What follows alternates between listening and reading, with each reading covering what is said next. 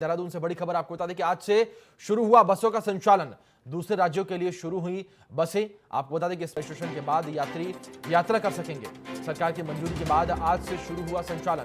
चालक परिचालक को भी रखना होगा यात्रियों का ब्यौरा। कोरोना काल में निर्धारित किराए पर ही यात्रा जो है वो की जाएगी। अब बड़ी खबर आपको बता दें, जो बसों का संचालन है वो एक बार फिर से अब इस कोरोना काल के बाद जो है शुरू हो रहा है। कोरोना काल के बीच ये संचालन शुरू हो रहा है। तो आपको बता दें कि दूसरे राज्यों के लिए जो बसों का संचालन है वो शुरू हो चुका है। तो वहीं अजीत कांबोज हमारे सहयोगी हमारे साथ लाइव जुड़े हैं, सीधे उनका रुख करेंगे। अजीत, आपसे जानना चाहेंगे, जिस तरीके से कोरोना काल के बीच इस जो बसों का संचालन है वो शुरू किया गया, तो ऐसे में क्या कुछ जो प्रोटेक्शन है वो यहां पर एहतियात जो है बरतने पड़ेंगे?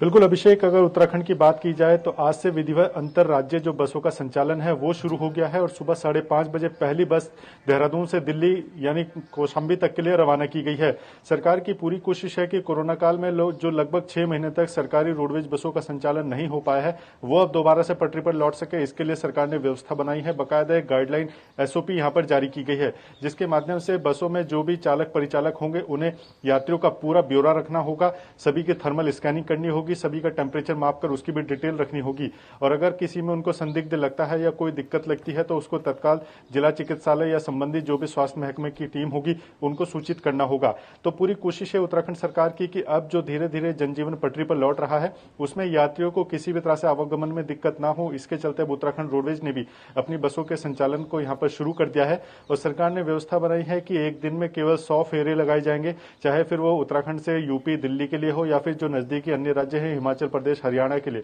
तो सभी में कुल जोड़कर 100 फेरे लगाने की यहाँ पर व्यवस्था की गई है। और देहरादून से दिल्ली के लिए जो बसों का संचालन है वो भी अब उत्तर प्रदेश के गाजियाबाद स्थित कौशाम्बी तक किया जाएगा, जहां पर सुबह 5:30 बजे से पहली बस रवाना की गई है और एक घंटे के अंतराल पर यहाँ पर बसों का संचालन होगा। सरकार का जो दिल्ली रोडवेज बस अड्डे पर बैठने वाला स्टाफ था उसको स्थानांतरित करते हुए कौशाम्बी में शिफ्ट किया गया है और सभी तरह की व्यवस्था बनाने के लिए कौशाम्बी में अब उत्तराखंड रोडवेज के अधिकारी तैनात किए गए हैं, जो वहां पर बसों का मूवमेंट और संचालन देखेंगे और यात्रियों की किस तरह से व्यवस्था होगी उसकी यहाँ पर अरेंजमेंट किया जाएगा। इसके अलावा सरकार ने एक व्यवस्था और की है कि जो भी बस में बैठेगा यात्री उसको सीधे तौर पर आरोग्य सेतु अपने फोन पर डाउनलोड करना होगा और उसके बाद ही उसको बस में बैठने की परमिशन दी जाएगी। इसमें एक खास बात और है कि सरकार ने एक व्यवस्था ये भी बनाई है कि आपको उत्तराखंड में अगर आना है तो आपको स्मार्ट सिटी वेबसाइट पर अपना पंजीकरण अनिवार्य तौर पर करना होगा। अब इसको यहाँ पर कैसे जांचा जाएगा, इसको लेकर व्यवस्था क्या रहेगी, इसका भी थोड़ी देर बाद ही पता चल पाएगा कि जो बसों का संचालन शुरू हुआ है उसमें उत्तराखंड आने के लिए क्या व्यवस्था की गई है, थर्मल स्कैनिंग की क्या व्यवस्था है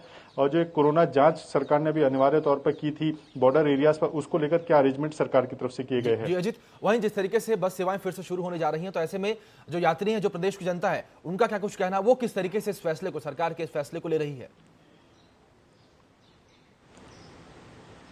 बिल्कुल, अगर यात्रियों की बात की जाए तो यात्रियों ने भी सरकार के फैसले का स्वागत किया है। पिछले दिनों में अगर देखा जाए तो उत्तर प्रदेश ने अपने बसों का संचालन शुरू कर दिया था, लेकिन उत्तराखंड में किसी भी तरह के आवागमन को छूट नहीं दी गई थी, जिसके चलते जो उत्तर प्रदेश से देहरादून आने वाली बसें थी उनको लगभग देहरादून बॉर्डर से 3 से 4 किलोमीटर पीछे ही रोक दिया जा रहा था और वहां से जो भी यात्री देहरादून में प्रवेश कर रहे थे उनको कम से कम 3 से 4 किलोमीटर पैदल सफर करना पड़ रहा था। इसके चलते काफी परेशानी हो रही थी। इसको लेकर काफी मीडिया में हो हल्ला भी मचा, लेकिन सरकार ने साफ तौर पर कहा था कि कोरोना का बढ़ता संक्रमण है, इसके चलते वो अभी फिलहाल कोई व्यवस्था नहीं बना पाएंगे, लेकिन अनलॉक 5 की जब गाइडलाइन आएगी तो उसमें जरूर इस बात की व्यवस्था बनाई जाएगी। और अब जब कल से यानी 1 अक्टूबर से अनलॉक 5 की गाइडलाइन यहाँ पर लागू हो जाएगी तो उससे पहले ही आज से ही उत्तराखंड रोडवेज ने अपनी बसों का संचालन अन्य राज्यों के लिए शुरू कर दिया है, तो कहीं ना कहीं आम यात्रियों को तो राहत मिलेगी ही। इसके अलावा जो प्राइवेट टैक्सीज करके उत्तराखंड आ रहे थे या उत्तराखंड से जा रहे थे, काफी भारी भरकम किराया उनको चुकाना पड़ रहा था, अब रोडवेज के माध्यम से वो सीमित किराए में अपना आवागमन कर सकते हैं। यात्रियों को काफी सुविधा होगी। इसके अलावा जो रोडवेज